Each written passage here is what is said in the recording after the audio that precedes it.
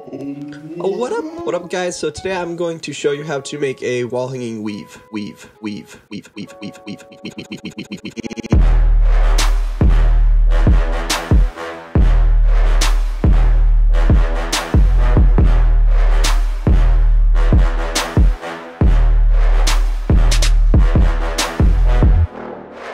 So first off, a huge thank you to the sponsor Skillshare. The first 500 who sign up get 2 months free on me, and the link's below in the description. So you guys remember back in grade school when you'd have a piece of paper, you'd take little strips of paper and start putting it through that paper by going under, over, under, then you'd get another strip and do the opposite, over, under, over, until you had like a little thing.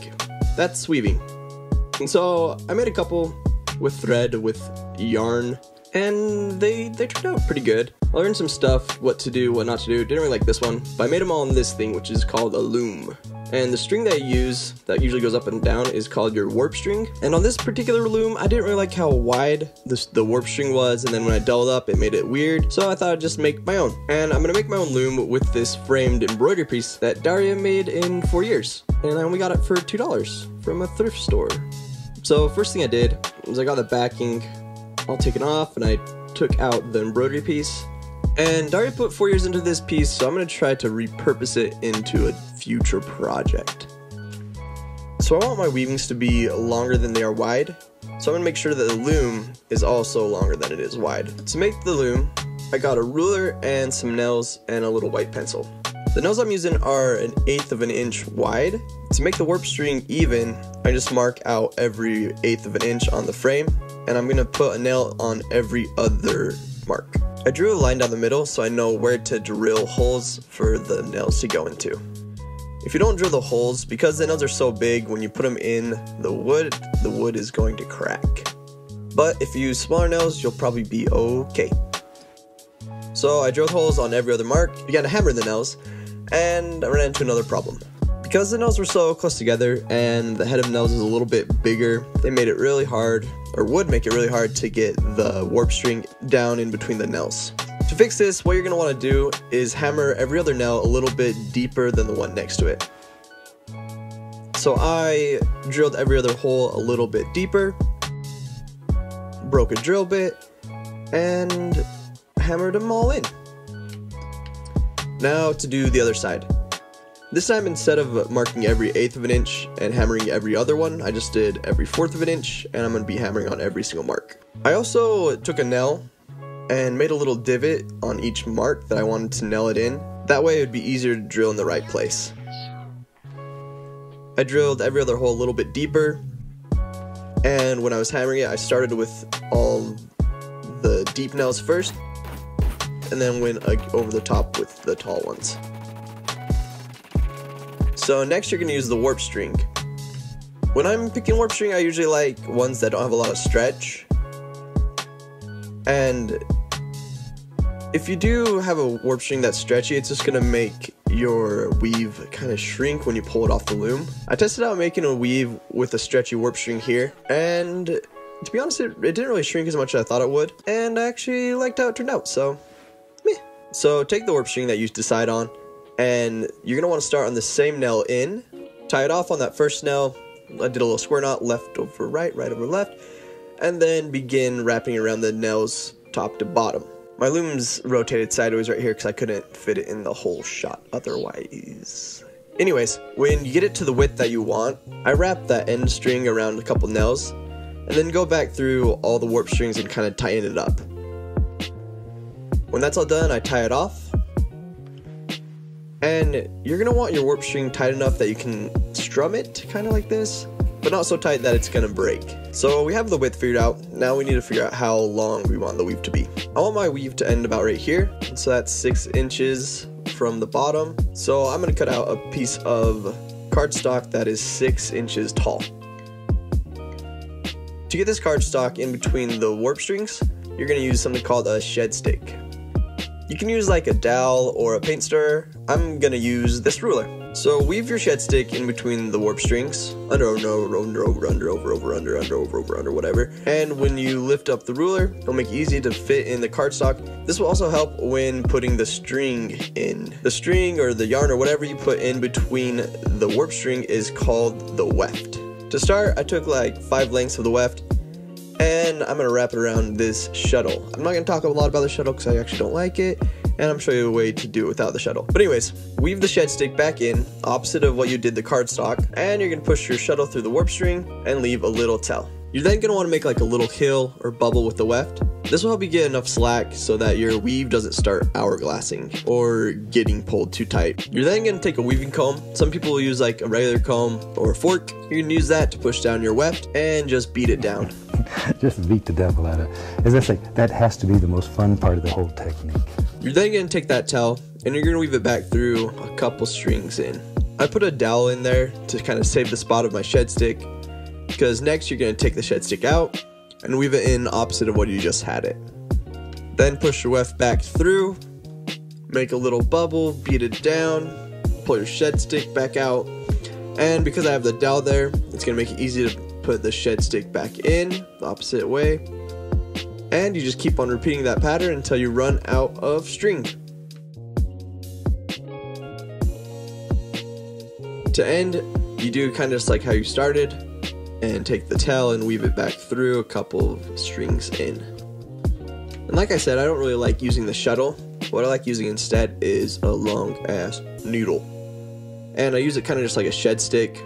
I weave it in, pull it till I have a little tail, beat it down, start the string like normal, and when I go back through, I use that shed stick to go back through, and then just repeat that pattern like normal. Once I was done, I just cut it off from the bottom, unhooked it from the top, and that left me with like these little loop things, which I then put the dowel through. I made sure it was nice and even, and then began to tie off the bottom strings. You can tie them off like every 2. I tied them off in like little bunches of 5 or 4. To clean up the back, I just tied them in little knots and then cut off all the excess string. So I wanted to try another one with little designs in it, so I drew up a couple ideas, and I decided on doing this one with all the little eyeballs. So first thing I like to do is take some poster board or cardstock and roughly trace out more or less what I want the design to look like and do it to size. Once I had it more or less how I wanted it, I cut it out and made a little stencil slash pattern. I got the warp string on the loom and tightened them up and went at it. To do this, I used a bunch of different small needles and used that stencil I cut out to kind of draw on the warp string what I wanted it to look like. The weaving technique that I used is called interlocking and diagonal interlocking. So basically, like right here where the gold and white are merging, I want to make sure that the gold is in between the white and make sure that it's sharing at least one warp string with the white strings that it's in between. And I just kept on doing that with every color. Probably the hardest thing about putting a design in a weave was just figuring out how many strings wide and like how many strings tall each eyeball was. Like I messed up here on the blue part and had to go back through and redo that. And I had to do that a couple times with other things. But in the end I thought it turned out pretty cool. And then to get like the black eyelash details in there, I actually just stitched them in like normal, where it just like went up through the bottom and down through the top. And I wanted to add some string hang downs on the bottom. So I just counted out how many warp strings there were. And for every 2 warp string, I cut out 1 of these gold strings. I then took the left side of the gold string and went up and under the left side of the warp string. And then took the right gold string and went from the right side up under that second warp string and pulled them tight. I then did that on every 2 strings until it was all covered. To finish off, I just did like 2 more layers of the weft and cut it off from the bottom, tied off all those bottom warp strings, and then unhooked it from the top. There is the one now where I tied off the warp string, so I had to cut that string off and tie it up. And then the stick that I chose to hang it up on I thought was too busy, so I painted it black. And after I tied up the bottom and was trying to decide what color string I should use to hang it up, I decided that it would probably look better if I didn't even hang it on the stick, so I was done. And I thought it looked pretty good. So one of the questions that I get is, where did I learn how to do all this stuff? And for most things I learned from either some rad person teaching me or just like trying to figure it out myself. or following a tutorial or a class online. And this is where today's sponsor comes in. Skillshare is an online learning community where they have a bunch of classes and courses in a whole bunch of different categories. When you sign up, they'll have you choose like some topics that interest you in these 4 different categories: creative, technology, business, and lifestyle. And from the things that you pick, they'll make a little feed of like recommended classes and whatnot, or you can just search for topics and classes that you might be interested in. So they have a bunch of Skillshare original classes that you'll only be able to find there, and they have some super rad teachers. So one of the things I really like that they do is they break up each course and class into chapters. That way when you're learning things, you can take them at your own pace, and you can always go back and relearn things. I found a couple of weaving classes on there that looked pretty rad, and in particular this necklace weaving thing. I want to try that out. And also the pillow, I have no idea how they do that.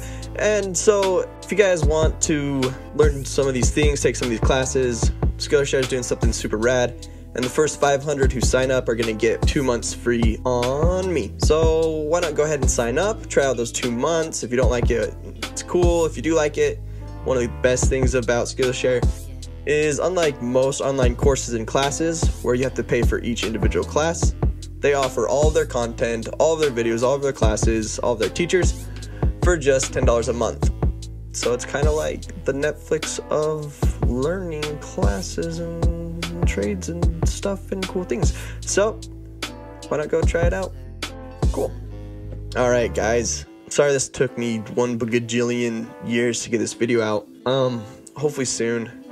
I think what I'm going to put as my next big goal on Patreon is to get an assistant so that I can focus more on getting videos and content out to you guys.